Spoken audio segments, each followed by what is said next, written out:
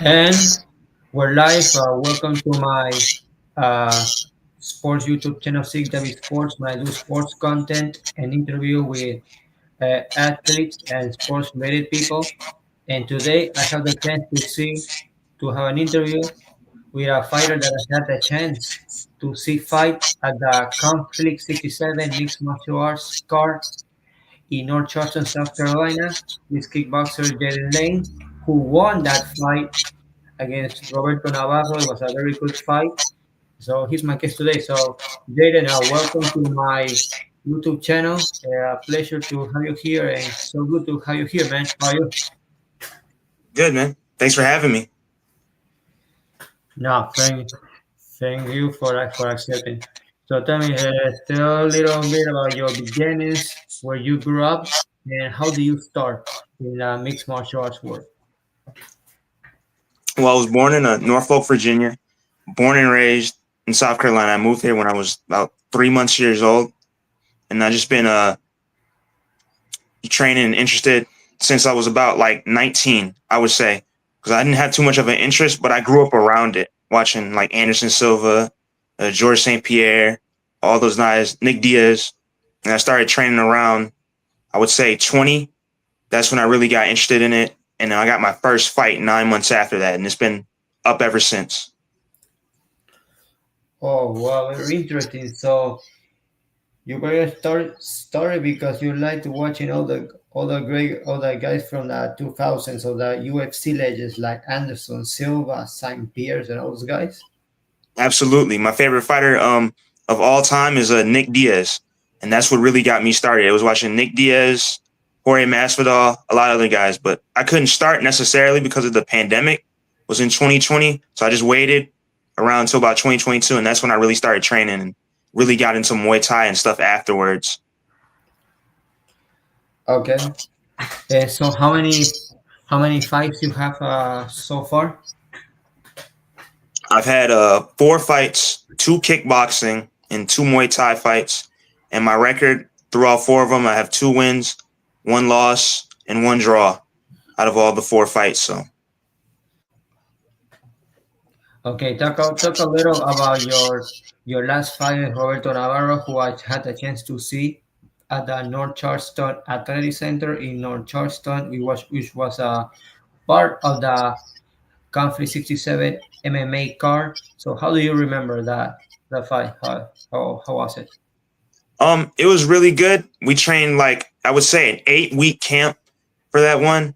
Just really hard training. I was training Mondays and Wednesdays at the Foundry, and then Tuesdays and Thursdays at Riptide in Bluffton, and then finished out Friday and Saturday. So we did a lot of training into that, a lot of striking, and I would say that was the most prepared I've been for a fight. And I think it really showed. I felt really comfortable in there. Like that was the clearest that I had ever been in a fight, I would say. Oh, okay, I see. So tell me, tell us, do you know when is going to be your next fight? I would say August 30th, if everything goes well in Buford Brawl 6.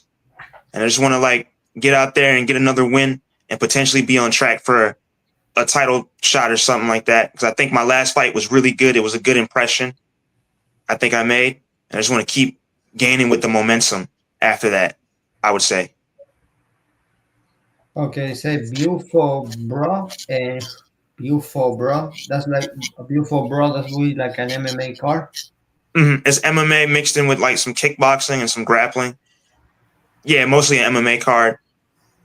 So that's should be my next time. That's where my other last, I would say, 4 fights were, or 3 fights before that were in Buford. So this fight in Charleston, my most recent one, that was the one I had finally got out of Buford and fought outside of the town. So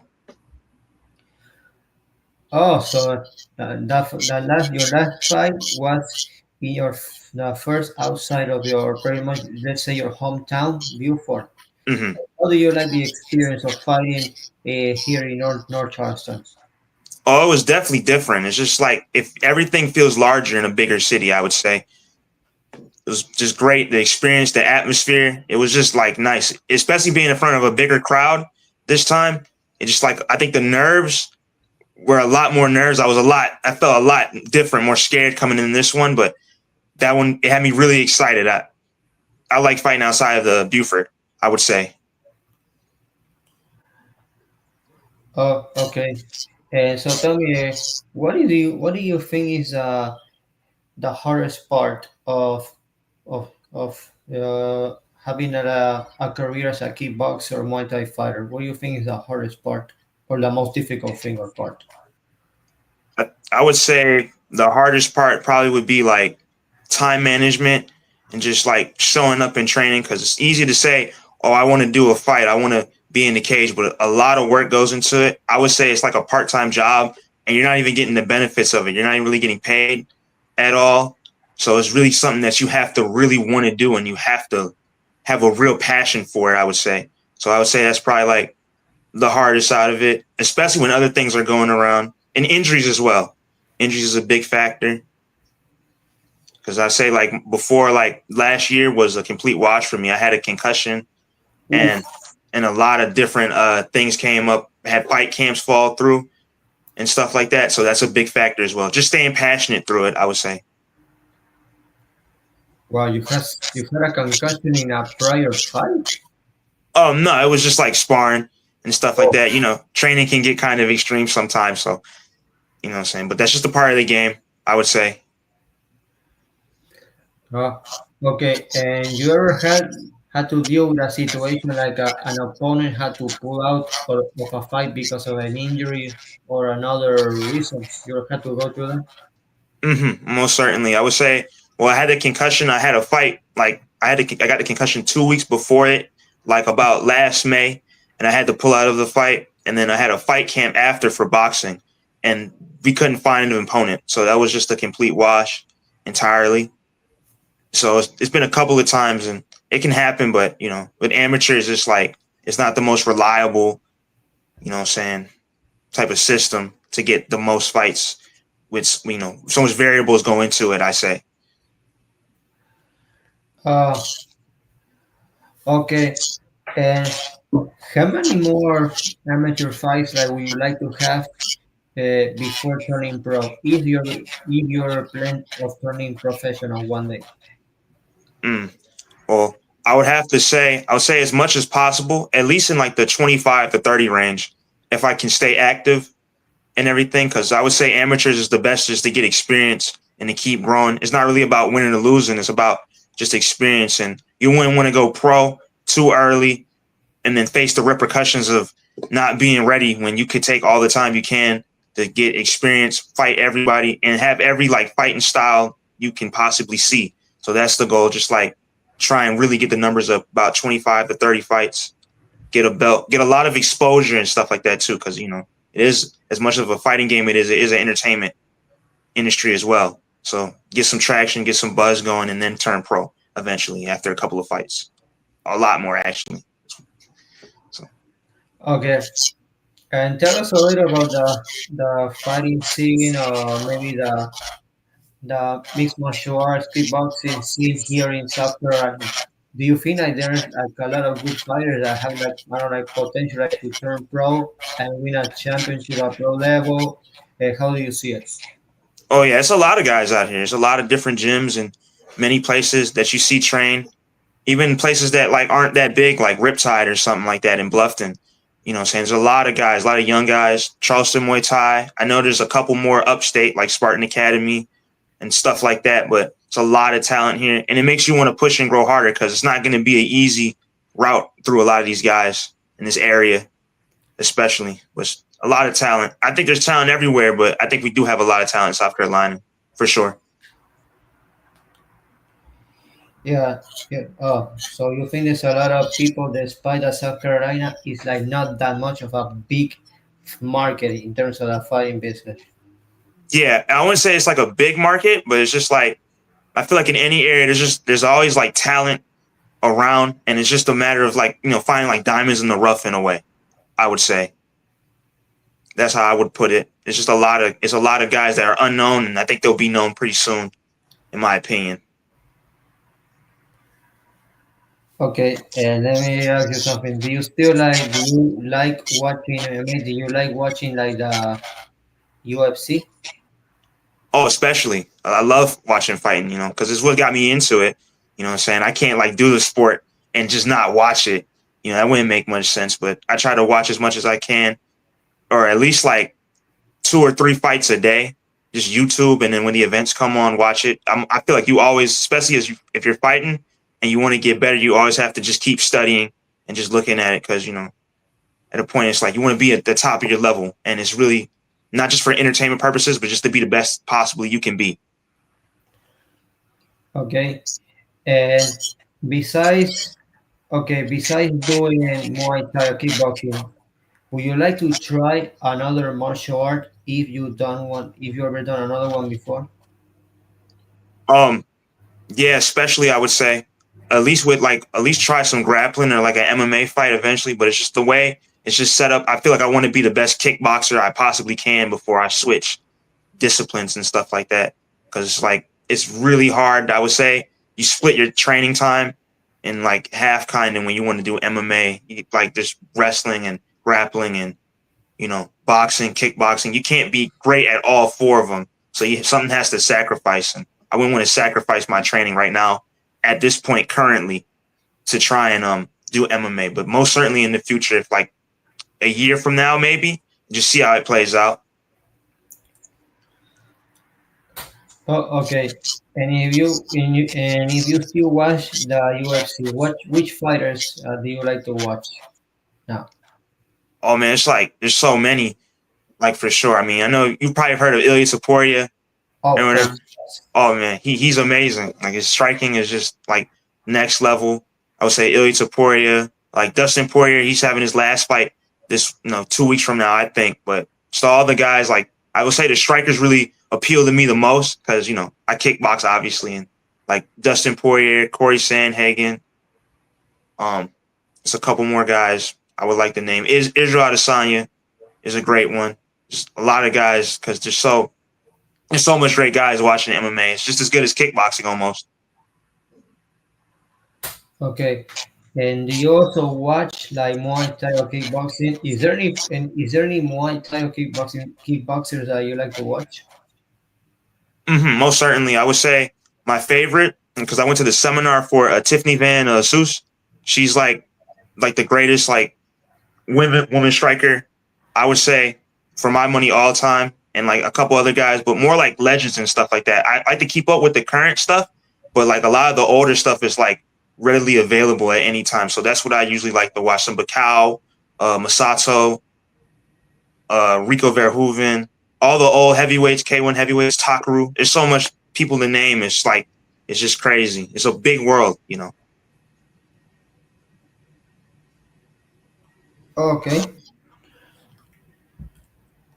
Oh, oh, I see. And I see. So tell me, you said that you wanted to start early, but you couldn't because of that pandemic, right? That was like a pretty big thing. Okay. That And how hard it was for you to be able to wanted to start, but you couldn't because this pandemic like suddenly start hitting and impacting people. oh yeah, it really did suck because I got really passionate about it about around like the end of like 2019 into 2020, and I really was like having plans to fight, but it wasn't too bad because I didn't really get the chance to start. I think it would have been worse had I started and then it had just got taken away, for instance, or something like that. So, but I think it was good, and it teaches you like good patience. I would say about it. Like I was able to really wait and like build up and stuff like that too, because I did a lot of distance running before I had ever started like fighting, and I think that helped a lot. My cardio, I would say, is my strongest trait. So it was like a blessing in disguise, almost in a way. Oh, okay. And another question I forgot to ask: in what weight division do you compete? I was 135 at the moment, right now, but I want to like see if I can make 125 eventually. And if I can make 125, I think that would be great for my future and stuff like that, fighting and everything. But it's just, I just weight wise, I think I don't try to worry about it too much because I walk around like 140, and I say, why try and like kill yourself to make weight if you don't have to? So that's just where I fight at right now, and then hopefully in the future, either bulk up or go down, I would say. Oh, okay. And would you like to have the chance to fight for an like an amateur championship, like in the near future? If you have that chance? Almost definitely. I wanted my next one to be for a belt, but I don't think my record's all the way there yet. You know what I'm saying? I got to get some more stripes in, but most certainly in the future. I think that's like, it's good not only just to have the belt and to have the prestige around it, but to have like, you know, the experience of fighting someone at a longer pace and someone at the highest level in our area. Because those are guys I think they'll really test you. And I see a lot of talent in this area too. And I want to test myself against them eventually. Okay. Do you like besides MMA? Do you like I don't know? Do you like to watch boxing or you just like to watch MMA and kickboxing? Um, I would say a lot of MMA, kickboxing, and stuff like that too. But I do watch boxing and other sports wise. I would say I was really into like soccer and basketball growing up. I was like a big basketball fan. So those are the main sports I usually watch outside of this. And Oh, okay. And let's start with soccer. Well, I say it football because where I'm from, I say football. Well, oh what yeah, players do you like? Do you like to watch? so I like to watch. Ibrahimovic is like probably like my favorite one. Ibrahimovic because he's so tall and he's just like a wizard with the ball and stuff like that. Him, Messi, um, and I grew up around watching like Arsenal, like around like when I was younger. So like Robin van Persie, I think he was like my favorite one to watch. So Wow, very interesting. You like Leo Messi, Zlatan Ibrahimovic, the Swedish yeah, football? yeah. Hmm. Wow. I think Yeah, it's like a weird chain, like kicking at the same time. It's like I don't know how to describe it, but soccer and like fighting is like I think most people it's a big chain reaction. oh, okay. And now you say basketball and watch basketball players like you like to watch growing up. My favorite, like I would say all time, Manu Ginobili. He's like my favorite basketball player. Like, No way. yeah, man, I love Really? Manu, man. Oh man. My countryman is from Argentina and he's my idol, man. Oh, really? Oh, that's crazy. What was it wild watching him win the Olympics? Oh man. I imagine I watched him with the Argentinian national basketball team when they won the Olympic gold in 2004. I was 13 years old at the time. Oh man. Oh yeah, that's crazy. Yeah, but he's probably like my favorite player. I was a big I wouldn't say like a Spurs fan, but the first team I watched like win the finals really and like really like grew in love with was the 2014 Spurs. So that played a big factor in my basketball love. Manu, Tony, Tim Duncan, and then other players like LeBron, obviously, and like KD. They're like probably my favorite players. But yeah, man, I love Ginobili. It's crazy, huh? That you're from Argentina and you love Ginobili too. Oh man. Oh man, my idol. And your favorite player, Ginobili, and wow, Yeah, that's something great. That's something great, something good to hear. yeah. So Wow, you're small world. oh man, it's a good thing. But out of soccer and basketball, which one do you like? Guy, do you like watching the most? Or it's very hard to choose, or very hard for you to choose one? I think it can be hard to choose at some points because I do like watching a lot of Arsenal play, but like for the most part, basketball. I just love basketball. Like watch it like every time I can get on. I'm a big Lakers fan too, so anytime I can watch the game, it's just like it gets my mind off of fighting and stuff like that. That's probably the one sport. If I was good at basketball, I would do it over fighting in a way. But I do love fighting. I love both. I love both. But Okay, and like which basketball players like you like to watch now, if you still watch them the game? oh, currently, I would say Luca. Luca's like hands down my favorite player right now. Luka Doncic, the Yeah, Slovenian. Oh wow, man. man, he's just so crafty with the ball. Him, and if it wasn't like anyone else I would choose, I would say I like Wembanyama a lot too. He's really Oh wow. he's But yeah. just he's a freak on the court, man. Like, Okay. Wow. Interesting information giving. I like Wembito. So then, let's go back to the fighting scene. Uh, Besides kickboxing, would you like to try or to fight in a mixed martial arts, fight and to fight in the cage, fight in the octagon one day? I would like to. My grappling isn't that great currently, obviously, because I just kickbox mostly. But yeah, eventually down the line, I would like to fight because it's just a whole different world, and I feel like it's good to challenge yourself and do different things. Because if you just like, I would say, put yourself in a bubble and just strike. I mean, how good can you really like be, or how can you really see your full potential in a way? I would say. So I would like to really test myself and do that. I also like to do a boxing fight as well, and just like kind of expand and see what I can do. Oh, okay. And a couple more questions. Do you feel like the market, the fighting scene in South Carolina can get bigger and can get like more notoriety since there's a lot of talent, like you say? Yeah, I feel like it. I feel like eventually down the line it'll be like at least like I would say the next 5 years, like someone is gonna have to like break through eventually and make waves from here, and I think that'll do be really good for us around here. So I think it's just a matter of like timing and if like we can collectively keep like training, but also put in work with each other and then like train in other gyms and cross train. I think that does a lot for our state as well, and like for everyone else training around and stuff like that as well. Oh, okay, I get.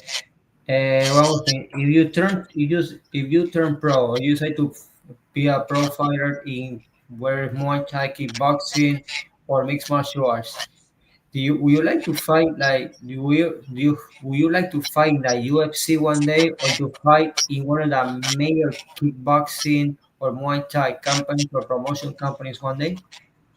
I would like to. I wouldn't say the UFC as much because I don't think I'm as passionate as about fighting MMA as like kickboxing, but definitely I want to see if I can take it as far as I possibly can to like a pro organization like One or K1 or whatever. Because it's just like I think we owe it to ourselves to go as far as we possibly can with the talent we have and stuff like that. And it's just like, I mean, if you make it, then it's great, and if you don't make it, then you give it all you have. And I think that's what really matters the most, giving your all to it.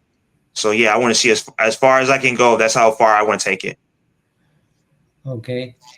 And if you watch that K1, like which fighters like do you like to watch? Do I like to watch? I would say specifically like K1 wise, when Takaru was fighting in K1, he went to one now, but him and then like a couple other guys, but like kickboxing wise, I would say Takaru, Superlek, Chinzik Alazov. He's like probably like out of all the men kickboxing, he's like probably my favorite fighter because their styles are just so his style is so like flowy. I'm trying to imitate that type of style, more of a footwork based type of style. I tried to do it in my last fight in like the first round, but obviously I started clinching a lot after that, and I do like clinching as well. Like Diesel Noy, he's like an old school Muay Thai fighter. I take a lot of influence from that as well, and various other guys that clinch, like Sita Chai as well. I would say. Oh, okay. So well, we can finish it here. We can end it like here.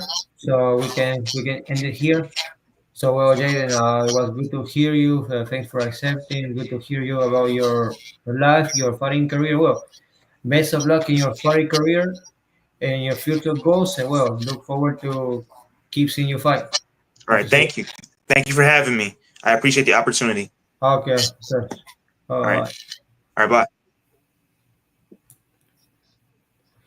Well, and keep following me. So follow me, subscribe to my channel, so you watch more content and more interviews with athletes, including fighters like Jayden Lane. So Mhm. bye, man. All right, see you, man. See you.